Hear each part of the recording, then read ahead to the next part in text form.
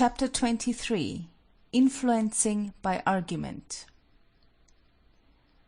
Common sense is the common sense of mankind. It is the product of common observation and experience. It is modest, plain, and unsophisticated. It sees with everybody's eyes and hears with everybody's ears. It has no capricious distinctions, no perplexities, and no mysteries. It never equivocates and never trifles. Its language is always intelligible. It is known by clearness of speech and singleness of purpose. George Jacob Holyoake, Public Speaking and Debate. The very name of logic is awesome to most young speakers, but so soon as they come to realize that its processes, even when most intricate, are merely technical statements of the truths enforced by common sense, it will lose its terrors. In fact, logic is a fascinating subject, well worth the public speaker's study, for it explains the principles that govern the use of argument and proof. Argumentation is the process of producing conviction by means of reasoning. Other ways of producing conviction there are, notably suggestion, as we have just shown, but no means is so high, so worthy of respect, as the adducing of sound reasons in support of a contention. Since more than one side of a subject must be considered before we can claim to have deliberated upon it fairly, we ought to think of argumentation under two aspects: building up an argument and tearing down an argument. That is, you must not only examine into the stability of your structure of argument, so that it may both support the proposition you intend to probe, and yet be so sound that it cannot be overthrown by opponents, but you must also be so keen to detect defects in argument that you will be able to demolish the weaker arguments of those who argue against you. We can consider argumentation only generally, leaving minute and technical discussions to such excellent works as George P. Baker's The Principles of Argumentation and George Jacob Holyoake's Public Speaking and Debate. Any good college rhetoric also will give help on the subject, especially the works of John Franklin Genung and Adams Sherman Hill. The student is urged to familiarize himself with at least one of those texts. The following series of questions will, it is hoped, serve a triple purpose: that of suggesting the forms of proof together with the ways in which they may be used, that of helping the speaker to test the strength of his arguments, and that of enabling the speaker to attack his opponent's arguments with both keenness and justice. Testing an argument. Roman 1. The question under discussion. 1. Is it clearly stated? A. Do the terms of statement mean the same to each disputant? For example, the meaning of the term gentleman may not be mutually agreed upon. B. Is confusion likely to arise as to its purpose? 2. Is it fairly stated? A. Does it include enough? B. Does it include too much? C. Is it stated so as to contain a trap? 3. Is it a debatable question? 4. What is the pivotal point in the whole question? 5. What are the subordinate points? Roman 2. The evidence. 1. The witnesses as to facts. A. Is each witness impartial? What is his relation to the subject at issue? B. Is he mentally competent? C. Is he morally credible? D. Is he in a position to know the facts? Is he an eyewitness? E. Is he a willing witness? F. Is his testimony contradicted? G. Is his testimony corroborated? H. Is his testimony contrary to well-known facts or general principles? I. Is it probable? 2. The authorities cited as evidence. A. Is the authority well recognized as such? B. What constitutes him an authority? C. Is his interest in the case an impartial one? D. Does he state his opinion positively and clearly? E. Are the non-personal authorities cited, books, etc., reliable and unprejudiced? 3. The facts adduced as evidence. A. Are they sufficient in number to constitute proof? B. Are they weighty enough in character? C. Are they in harmony with reason? D. Are they mutually harmonious or contradictory? E. Are they admitted, doubted, or disputed? 4. The principles adduced as evidence. A. Are they axiomatic? B. Are they truths of general experience? C. Are they truths of special experience? D. Are they truths arrived at by experiment?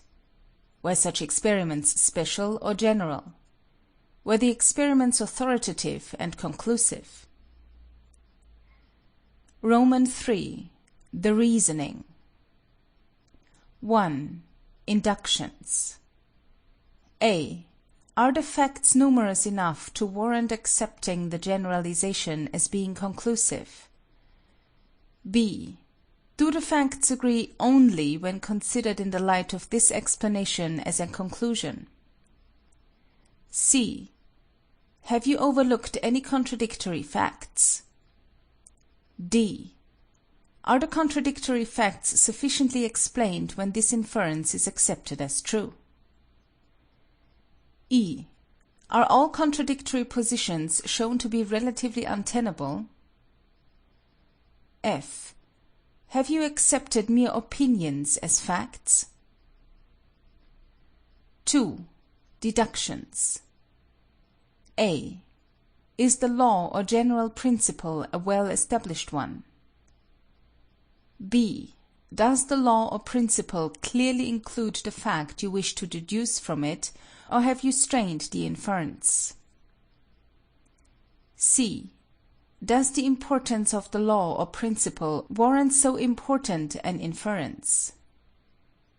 D. Can the deduction be shown to prove too much? 3. Parallel cases. A. Are the cases parallel at enough points to warrant an inference of similar cause or effect? B.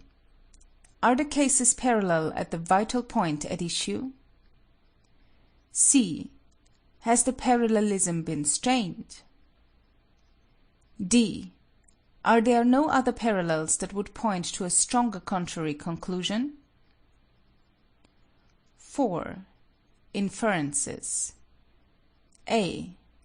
Are the antecedent conditions such as would make the allegation probable?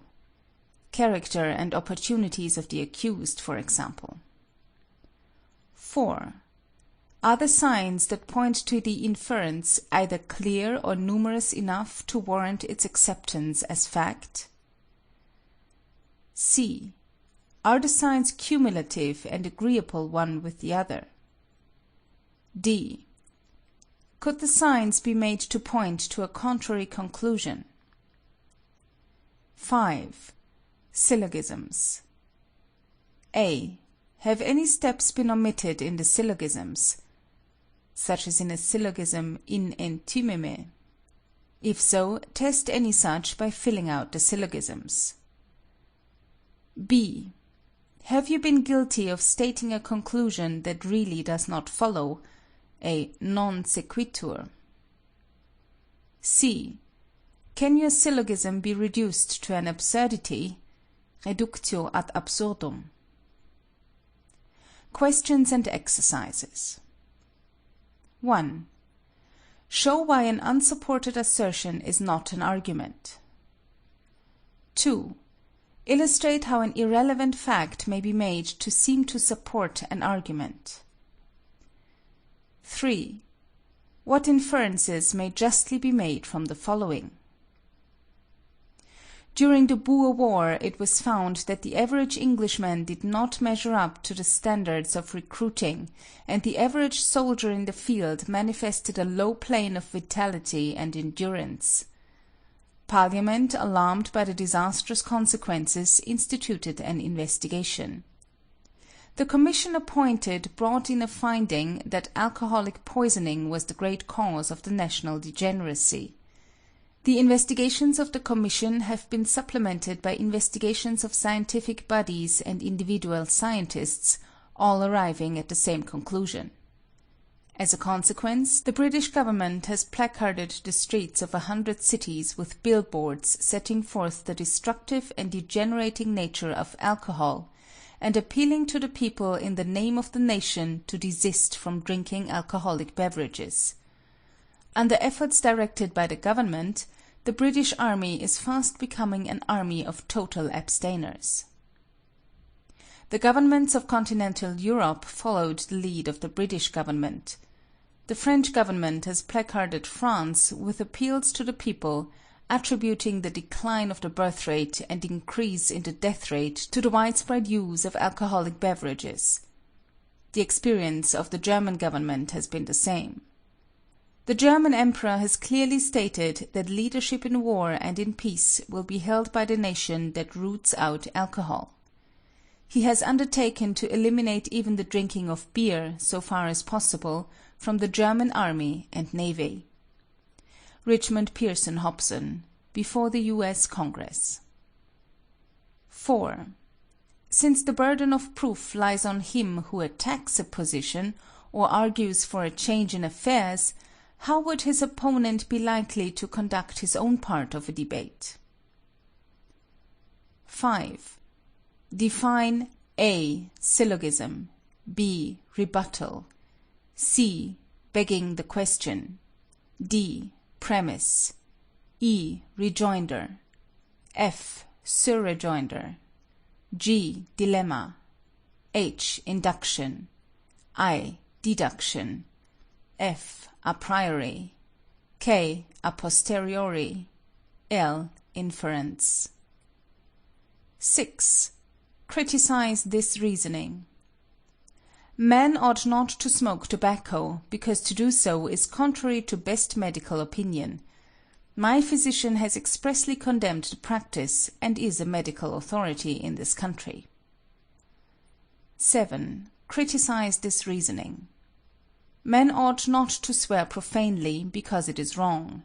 It is wrong for the reason that it is contrary to the moral law, and it is contrary to the moral law because it is contrary to the Scriptures. It is contrary to the Scriptures because it is contrary to the will of God, and we know it is contrary to God's will because it is wrong. 8. Criticize this syllogism. Major premise. All men who have no cares are happy. Minor premise. Slovenly men are careless. Conclusion. Therefore, slovenly men are happy. 9. Criticize the following major or foundation premises. All is not gold that glitters. All cold may be expelled by fire. 10. Criticize the following fallacy, non sequitur. Major premise.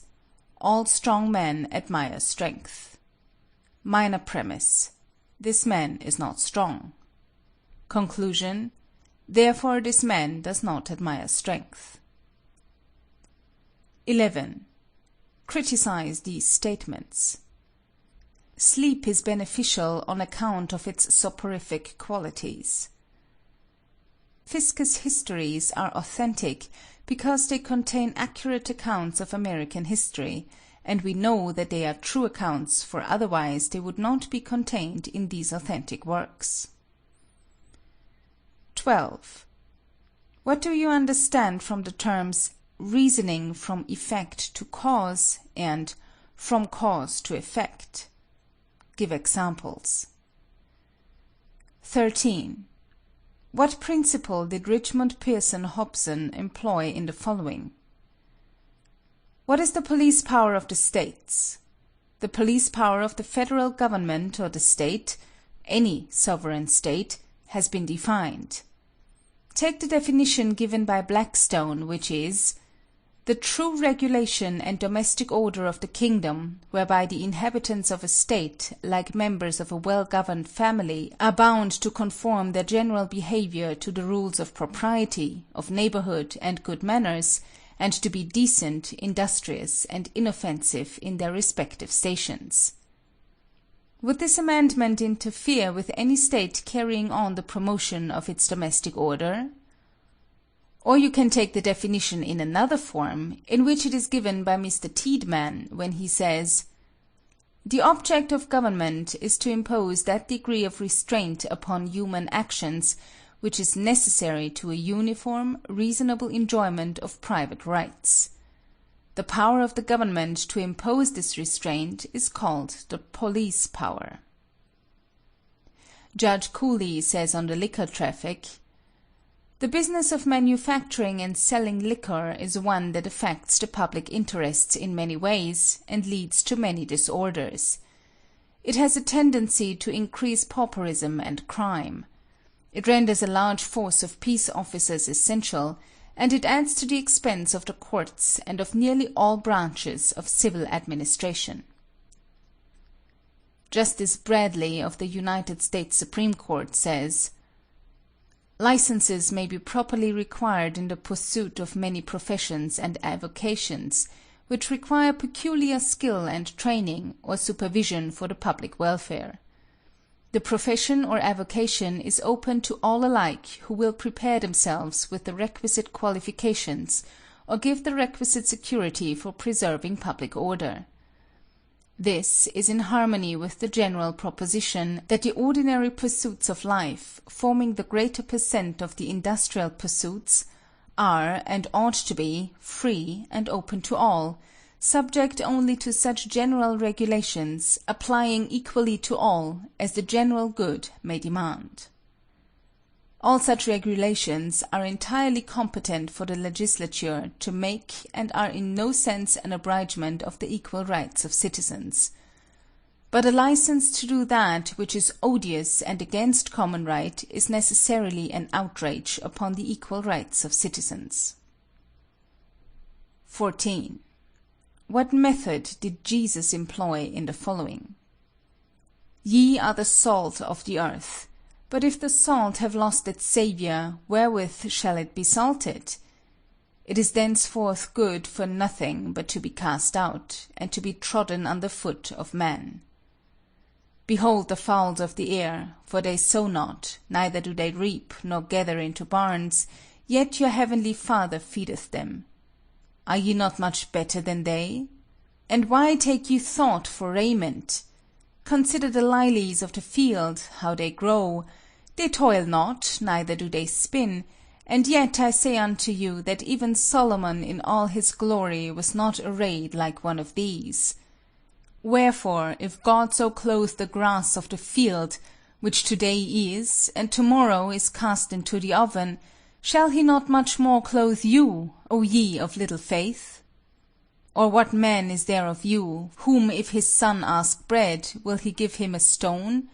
Or if he ask a fish, will he give him a serpent? If ye then, being evil, know how to give good gifts unto your children, how much more shall your Father, which is in heaven, give good things to them that ask him?" 15. Make 5 original syllogisms on the following models. Major premise: he who administers arsenic gives poison. Minor premise: the prisoner administered arsenic to the victim. Conclusion: therefore the prisoner is a poisoner. Major premise: all dogs are quadrupeds. Minor premise: this animal is a biped. Conclusion: Therefore this animal is not a dog. Footnote. For those who would make a further study of the syllogism, the following rules are given. 1. In a syllogism there should be only 3 terms. 2. Of these 3 only one can be the middle term. 3. One premise must be affirmative. 4. The conclusion must be negative if either premise is negative. 5. To prove a negative, one of the premises must be negative. Summary of regulating principles. 1. Terms which agree with the same thing agree with each other, and when only one of 2 terms agrees with a third term, the 2 terms disagree with each other. 2. Whatever is affirmed of a class may be affirmed of all the members of that class, and whatever is denied of a class may be denied of all the members of that class. End footnote. 16. Prepare either the positive or the negative side of the following question for debate. The recall of judges should be adopted as a national principle. 17. Is this question debatable? Benedict Arnold was a gentleman. Give reasons for your answer. 18. Criticize any street or dinner table argument you have heard recently. 19. Test the reasoning of any of the speeches given in this volume. 20.